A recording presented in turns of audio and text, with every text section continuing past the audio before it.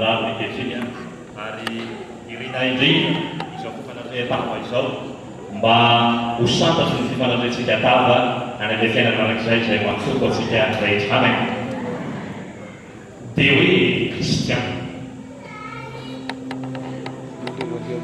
mpamonjy fiangonana isan-tsabata kanefa vavana sy be latsalatsa dia hoe kristiana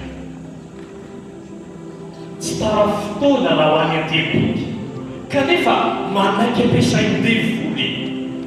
dia hoe kristiana mpanomina vavaka raha vao maraina kanefa mpanilitry hoe mitaraina dia hoe kristiana raha tonga ny arivo mandoaritra koa kanefa dia tsy mba manao asa soa dia hoe kristiana mitarika mesona lohany antoly kanefa tsy tiro ny havana ovy dia hoe kristiana mpanao fiambenana raha vao mifolo fa mbola mitahiro ireo lolompo dia hoe kristiana mpitoro malaza ny filazantsara kanefa manaiky ny fokasikara dia hoe kristiana mipitoro teny ny masom-bahoaka fa mbola manaiky ny isofopoka dia hoe kristiana marisika foana amin'ny asa rehetra fa ngejay filana sy divetaveta dia hoe kristiana anaty fiangonana izy filoha fa mbola mihinana hena-kiso dia hoe kristiana tsy tara mivavaka mifatianina fa misy loko sy tena tsy vanina dia hoe kristiana mazoto mamonjy ireo alim-bavaka kanefa isanandro dia timitro lavaka dia hoe kristiana piriko izanao anaty korana fa mbola malaza mivoaka amin'ny alina dia hoe kristiana